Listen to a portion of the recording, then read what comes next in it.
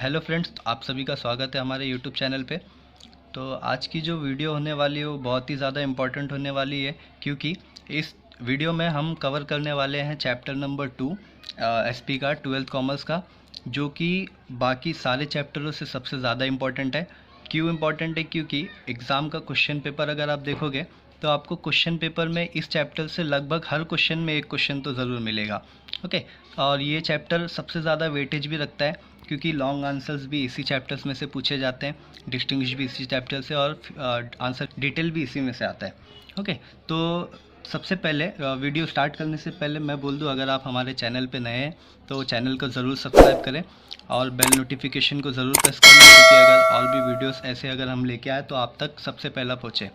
Okay, तो हम आज शुरुआत करते हैं चैप्टर नंबर 2, जिसका नाम है सोर्सेस ऑफ कॉर्पोरेट फाइनेंस। बहुत ही ईजी वे में हम लोग इस चैप्टर को समझ जाएंगे कि ये चैप्टर में है क्या। ओके, तो नाम जैसे बोलता है कि सोर्सेस ऑफ कॉर्पोरेट फाइनेंस, मतलब एक कॉर्पोरेट को, एक कंपनी को अगर फाइनेंस की ज़रूरत पड़ी तो वो कौन कौन से ज़रिए से पैसा रेस कर सकती है अपने कंपनी की नीड्स को पूरी करने के लिए। तो सबसे पहले हम लोग इंट्रोडक्शन में ये देख लेते हैं कि फाइनेंस होता क्या है। तो सबसे पहली लाइन देखेंगे, finance holds the key to all business activities. मतलब अगर फाइनेंस की हम बात करें तो कोई भी बिजनेस एक्टिविटी बिना पैसे के नहीं चल सकता। ओके, जैसे हमारे शरीर में ऐसे रीढ़ की हड्डी होती है, वैसे फाइनेंस हमारे बिजनेस के लिए, हमारे कंपनी के लिए सबसे ज़्यादा ज़रूरी होता है। फिर बोल रहा है कि no business activities can be pursued without financial support. Business की कोई भी एक्टिविटीज़, जैसे प्रोडक्शन, प्रमोशन करना हो या कोई भी एक्स्ट्रा एक्टिविटीज़ अगर करनी हो, तो बिना पैसे के ये कोई पॉसिबल है ही नहीं। ओके, सो आगे बात करते हैं, finance is necessary throughout the activities of promotion, organisation and regular operation of the business. Business को स्मूथ फंक्शन अगर करना है, बिजनेस को अच्छे से चलाना है, रेगुलर बेसिस पे ऑपरेशन अगर बिजनेस का करना है, तो फाइनेंस सबसे ज़्यादा ज़रूरी होता है। फिर all functions of business are ultimately dependent on finance. मतलब बिजनेस के जितने भी फंक्शन है, बिजनेस के जितने भी काम है, वो अगर देखा जाए तो कहीं ना कहीं उसका लिंक फाइनेंस से ज़रूर होता है। ओके, फिर बोला कि the finance needed by business organisation is termed at capital. Okay, so friends, ये सबसे ज़्यादा नोटिस करने वाली बात है कि जो भी पैसा बिजनेस में यूज़ किया जाता है या जिस पैसे की बिजनेस में ज़रूरत हो, उसे हम क्या नाम दे देते हैं? कैपिटल। हमारे कॉमर्स के लैंग्वेज में हम उसे बोलते हैं कैपिटल। तो जो भी पैसा बिजनेस में आया, सिंपली हम उससे नाम क्या दे दिए? कैपिटल। ओके, फिर आगे क्या बोल रहा है? Every business organisation needs certain capital for its activities. Okay, business की जितनी भी एक्टिविटीज़ होती है, हर बिजनेस एक्टिविटीज़ में कैपिटल की रिक्वायरमेंट होती होती है। ओके, जैसे बहुत सारे बिजनेस होते हैं, वैसे यहाँ पे एक एग्जांपल दिया है कि joint stock company which is modern form of business organisation and being a large undertaking requires huge capital for business. छोटे मोटे बिजनेस में तो पैसा कहीं ना कहीं से तो हम लोग अरेंज कर ही लेते हैं, लेकिन बड़ी बड़ी कंपनीज जैसे जॉइंट स्टॉक कंपनी को अगर पैसे की रिक्वायरमेंट हुई तो उनके पास कुछ सोर्सेस होते हैं जिन सोर्सेस से वो पैसा रेस कर सकती है। तो आज हम इसी वीडियो में वो सारे सोर्सेस के बारे में जानने वाले हैं। ओके, फिर बोल रहा है कि दिस ह्यूज कैपिटल कलेक्शन और capital formation has special significance in the management of joint stock company. ये जो पैसा हम लोग रेस करेंगे पब्लिक से, वो पैसा सब कितना इंपॉर्टेंस रखता है कंपनी के मैनेजमेंट में। फिर अभी जो लाइन है, ये सबसे ज़्यादा नोटिस करने वाली लाइन है कि capital formation is a process of collection of capital from various sources according to financial plan of a company. Financial plan करती है कंपनी स्टार्टिंग में कि कितने पैसे की ज़रूरत है और कैसे पैसे की ज़रूरत है, किन किन जरिए से हम उसे रेस करेंगे। तो इसी को हम लोग नाम क्या दे देंगे? Capital formation. Okay, A joint stock company collects huge funds through different sources. These various sources of finance available to business may be explained with the following chart. Okay, तो हम अभी ये चार्ट को गो थ्रू करने वाले हैं। तो ये चार्ट पूरे चैप्टर में हम लोग इसी चार्ट के बेस पे पूरा चैप्टर अपना कवर होने वाला है। ओके, तो सोर्सेस ऑफ फाइनेंस, जैसा कि आप देख सकते हैं स्क्रीन पे, कि दो टाइप का सोर्सेस ऑफ फाइनेंस है, एक ओन्ड कैपिटल और दूसरा बोरोड कैपिटल। ओन्ड कैपिटल मतलब खुद का पैसा, और बोरोड कैपिटल मतलब पराया पैसा। फिलहाल ये समझ लो, ओन कैपिटल मतलब अपना पैसा और बोरोड कैपिटल मतलब पराया पैसा। ओके, फिर हम देखेंगे कि ओन कैपिटल में कौन कौन से टाइप है और बोरोड कैपिटल में क्या क्या सोर्सेस है जहाँ से कंपनी पैसा रेस कर सकती है। ओके, तो ओन कैपिटल में यहाँ पे साफ साफ दिख रहा है कि एक शेयर्स है और दूसरा रिटेन्ड अर्निंग है। ओके, फिर शेयर्स में भी हम लोगों ने देखा दो टाइप ऑफ शेयर्स है, इक्विटी शेयर्स और प्रेफरेंस शेयर्स। फिर बोरोड कैपिटल की अगर मैं बात करूँ तो बोरोड कैपिटल में है debenture, public deposit, bonds, ADR, GDR, banks, financial institution, trade credit etcetera और भी चीज़ें। ये एडीआर जीडीआर डिपॉजिटरी रिसिप्ट होता है। ADR means American depository receipt और GDR means global depository receipt. Okay, तो आज के इस वीडियो में हम लोग सिर्फ और सिर्फ ये जानने वाले हैं कि शेयर्स क्या होता है। ओन कैपिटल का सबसे पहला टाइप है शेयर्स, और शेयर्स के मीनिंग और उसके फीचर्स हम लोग इस वीडियो में देखने वाले हैं। फिर नीचे एक लाइन और बोल रहा है कि the above source of finance may be external और इंटरनल। एक्सटर्नल और इंटरनल मतलब, एक्सटर्नल सोर्स मतलब जब कंपनी आउटसाइडर्स से पैसा रेज करती है, when capital is raise from outsiders is known as external source. जब कंपनी पैसा बाहर के लोगों से कलेक्ट करती है तो वो एक्सटर्नल सोर्स हो गया। और इंटरनल सोर्स मतलब when capital is made available from within the organisation. जब ऑर्गेनाइजेशन के अंदर से ही हम लोग पैसा रेज करेंगे तो उसको हम बोलेंगे इंटरनल सोर्स। तो आइए हम शुरू करते हैं। शेयर्स क्या होता है और उसके फीचर्स देखेंगे हम लोग। ओके, तो सबसे पहली लाइन देखिए क्या लिखा है। The term share is defined by the section 2 sub section 84 of the companies act 2013। बहुत ही सिंपल सा डेफिनेशन है दोस्तों। सिर्फ एक लाइन में बात खत्म हो जाती कि share means a share means a share in the share capital of a company and includes stock. बहुत ही बेसिक मीनिंग। अगर आपको नहीं पता कि शेयर क्या होता है तो सिर्फ ये एक लाइन में पूरी बात बोल दिया गया कि शेयर मतलब क्या। जैसे हम लोग कोई भी चीज़ दूसरों से शेयर करते हैं वैसे ही कंपनी का एक स्टॉक होता है। कंपनी का शेयर कैपिटल, जो टोटल शेयर कैपिटल होता है उसमें से कंपनी थोड़े थोड़े हिस्से हर किसी को बांटती है, हर किसी को देती है ताकि लोग उसको सब्सक्राइब करके कंपनी के शेयर परचेस कर सके। ओके, तो शेयर मतलब जितना भी अपना शेयर कैपिटल है कंपनी का उसका एक छोटा सा पार्ट। तो इसीलिए बोला share means a share. Share means a share मतलब हमारे शेयर कैपिटल, कंपनी के शेयर कैपिटल में से एक शेयर मतलब एक छोटा सा हिस्सा हम लोगों को दे देंगे। इसी का डेफिनेशन है। Okay, share is a unit by which the share capital is divided. Share क्या होता है? शेयर जितना भी टोटल शेयर कैपिटल है अपने पास, शेयर उसी का एक डिवीजन होता है, उसका एक छोटा सा पार्ट होता है। फिर बोला the total capital of company is divided into small parts and each part is called shares. मतलब कंपनी का जितना भी टोटल कैपिटल है उसको हम अलग अलग हिस्सों में बांट देते हैं, अलग अलग टुकड़ों में बांट देते हैं। इन टुकड़ों को ही हम लोगों ने नाम क्या दे दिया है? शेयर।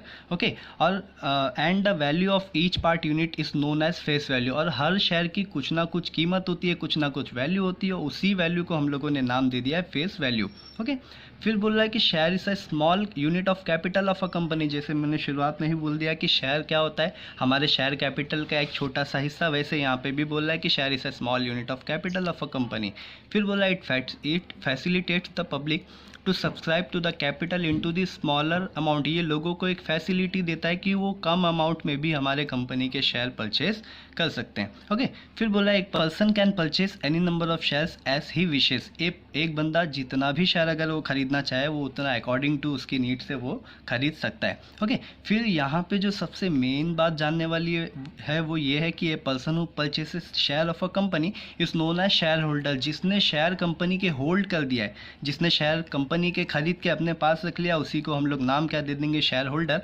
और as a member of that company, अगर वो शेयर खरीद लेता है तो वो हमारा शेयर होल्डर हो गया, या तो एक नॉर्मल टर्म में हम उसे अपना कंपनी का एक मेंबर भी बोल सकते हैं। ओके, तो ये था दोस्तों शेयर का मीनिंग। फिर हम आगे हम लोग बात करते हैं फीचर्स ऑफ शेयर्स की। तो फीचर्स ऑफ शेयर्स कुछ पॉइंट्स में दिया हुआ है। सबसे पहले हम देखते हैं मीनिंग। तो मीनिंग अगर मैं सिंपली बोलूँ तो डेफिनेशन वाला पार्ट ही हमारा मीनिंग हो जाता है कि शेयर मतलब क्या। तो meaning, share is the smallest unit in the total share capital of a company. मतलब जब एक कंपनी शेयर्स के टुकड़े करके कैपिटल के टुकड़े करके छोटे छोटे हिस्से लोगों में बांटती है वही शेयर हो जाता है। तो शेयर मतलब कंपनी के टोटल कैपिटल का एक छोटा सा हिस्सा। ओके, उसके बाद सेकंड पॉइंट लिखा है ओनरशिप। अच्छा, ये दोस्तों सबसे ज़्यादा इंपॉर्टेंट पॉइंट है। नोटिस करने वाली बात यह है कि the owner of the share is known as shareholder. जिसने शेयर परचेस किया वो उसका ओनर हो गया और उसी ओनर को हम लोगों ने नाम क्या दे दिया? Share holder. अब ये शेयर होल्डर का एक स्टेटस होता है, जैसे उसे हम मेंबर भी बोल सकते हैं या शेयर होल्डर भी बोल सकते हैं। जिस टाइप का उसने शेयर खरीदा उस हिसाब से भी हम उसे नाम दे सकते हैं, वो हम लोग आगे देखेंगे।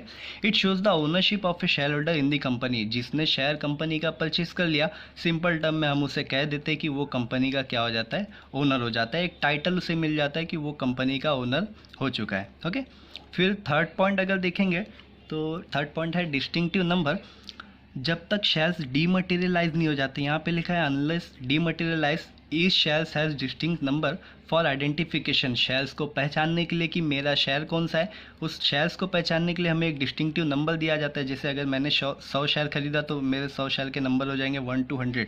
तो ये एक डिस्टिंक्टिव नंबर होता है मेरे शेयर्स का, जब तक वो डीमटेरियलाइज नहीं होता तब तक। Okay, it is mention in this share certificate. जब भी शेयर हम लोग खरीदेंगे तो हमें कोई एक चीज़ नहीं मिलती है कंपनी से, हमें सिर्फ एक सर्टिफिकेट मिलता है जो ये डिनोट करता है, जो ये इंडिकेट करता है कि हमने इतने शेयर हमारे इस कंपनी के परचेस करके रखे, और वो शेयर सर्टिफिकेट में मेंशन होता है। ओके, तो फोर्थ पॉइंट देखते हैं एविडेंस ऑफ टाइटल।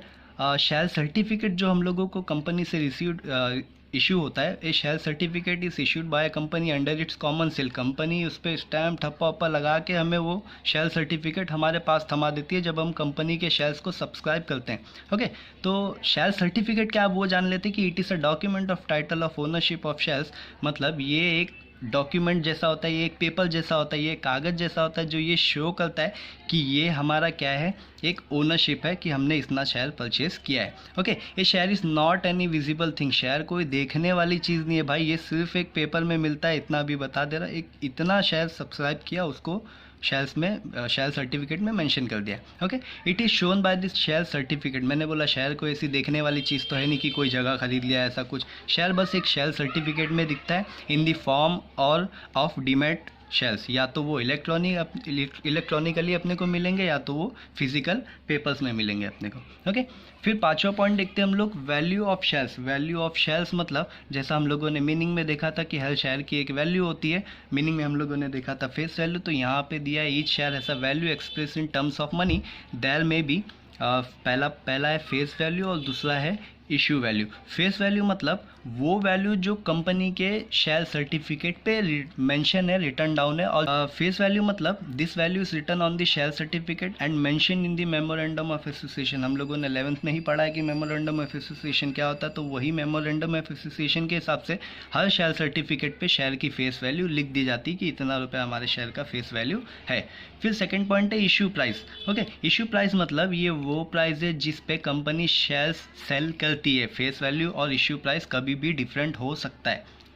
ओके, फिर हम लोग बात करते हैं मार्केट वैल्यू की। तो मार्केट वैल्यू मतलब शेयर का एक अलग से भी वैल्यू होता है जिसे हम बोलते हैं मार्केट वैल्यू। और ये मार्केट वैल्यू कैसे डिसाइड होता है, by it is determined by demand and supply forces in the share market. Share market में हमारे शेयर्स का कितना डिमांड है और कितना सप्लाई हो रहा है, उस हिसाब से एक मार्केट वैल्यू डिसाइड होती है, उसी को हम लोग बोलेंगे मार्केट वैल्यू। ओके, फिर छठा 6 पॉइंट देखते हैं हम लोग राइट्स के, कि जब आप किसी भी कंपनी के शेयर्स परचेस करते हो तो आपके क्या राइट्स होते हैं, आपके क्या हक होते हैं। तो सबसे पहला हम देखते हैं share confers certain rights on its holders such as right to receive dividend. अब मैंने अगर शेयर कंपनी के परचेस किया है तो मेरा तो राइट है कि मुझे शेयर्स के बदले में जो मुझे पैसे मिलेंगे उसे हम कहेंगे dividend. Right to inspect statutory books. Statutory, अब कंपनी कैसे परफॉर्म कर रही है मुझे वो भी तो चेक करना है ना। मैंने पैसा लगाया कंपनी में, मेरा राइट है कि मैं कंपनी के स्टैट्यूटरी बुक्स को कभी भी इंस्पेक्ट कर सकता हूँ। फिर right to attend shareholders meeting and right to vote at such meetings etcetera. मैं शेयर होल्डर्स की जो भी मीटिंग होगी, जिसने भी शेयर परचेस किया वो शेयर होल्डर्स की मीटिंग में जाएगा और जिस भी मुद्दे पे अगर वोटिंग हो रही है वो उस वोट में पार्ट ले सकता है। ओके, फिर हम लोग 7 पॉइंट देखते हैं इनकम। जब भी कोई शेयर परचेस करता है तो a shareholder is entitled to get a share in the net profit of a company, it is called dividend. जितना भी कंपनी का नेट प्रॉफिट होता है उसमें से हर शेयर होल्डर को कंपनी थोड़ा थोड़ा उनके शेयर्स के अकॉर्डिंग रिटर्न देती है, उस रिटर्न को हम लोग नाम दे दिए डिविडेंड। ओके, फिर पॉइंट नंबर 8 देखेंगे ट्रांसफरेबिलिटी। ट्रांसफरेबिलिटी मतलब जब आप अपने शेयर्स किसी और के नाम पे ट्रांसफ़र कर रहे हो तो यहाँ पे सिंपली लिखा है कि the shares of public limited company are freely transferable in the manner provided in the article of association. जैसा आर्टिकल ऑफ एसोसिएशन में मेंशन है, पब्लिक लिमिटेड कंपनी के शेयर्स फ्रीली ट्रांसफरेबल है, मतलब बिना कोई रिस्ट्रिक्शंस के तुम उस शेयर्स को एक बंदे से दूसरे बंदे तक ट्रांसफ़र कर सकते हो। ओके, फिर पॉइंट नंबर 9 देखेंगे प्रॉपर्टी ऑफ शेयर होल्डर। तो प्रॉपर्टी मैंने पहले बता दिया कि शेयर कोई प्रॉपर्टी नहीं होती है, जस्ट एक सर्टिफिकेट होता है और जो मूवेबल होता है, एक जगह से दूसरी जगह तक इजीली हम लोग, एक पेपर ही तो है वो उसको कैरी कर सकते हैं ना, ऐसे शेयर एक मूवेबल प्रॉपर्टी है किसका, शेयर होल्डर का। फिर 10 पॉइंट देखने वाला है कि 10 पॉइंट लिखा है काइंड्स ऑफ शेयर, मतलब हमारे शेयर्स के टाइप्स कितने। तो a company can issue 2 kinds of share. पहला है इक्विटी शेयर और दूसरा है प्रेफरेंस शेयर। तो इक्विटी शेयर और प्रेफरेंस शेयर आने वाले अगले वीडियोस में हम इन दोनों टॉपिक्स के ही बारे में डिटेल में बात करने वाले हैं कि इक्विटी शेयर क्या होता है और प्रेफरेंस शेयर क्या होता है, और इक्विटी शेयर के टाइप्स, प्रेफरेंस शेयर के टाइप्स, और इक्विटी और प्रेफरेंस शेयर दोनों के फीचर्स। तो हम इन दोनों टॉपिक के ही बारे में बात करने वाले हैं कि इक्विटी शेयर्स क्या होता है और फीचर्स ऑफ प्रेफरेंस शेयर हम लोग डिटेल में डिस्कस करने वाले हैं। आज की वीडियो में अगर कुछ भी आपको रिलेटेड क्वेरी है तो आप कमेंट सेक्शन में पूछ सकते हो, we can freely reply. Thanks दोस्तों, तो आज के वीडियो में बस इतना ही। अगर आपको वीडियो बहुत अच्छी लगी हो तो ज़रूर लाइक करें और अपने 12th के दोस्तों के साथ शेयर करें। बहुत ही इजी वे में मैंने बता दिया कि शेयर्स और उसके फीचर्स क्या होते हैं, और आने वाली वीडियोस बहुत ज़्यादा इंटरेस्टिंग होगी, मैं अभी से बता दे रहा हूँ। तो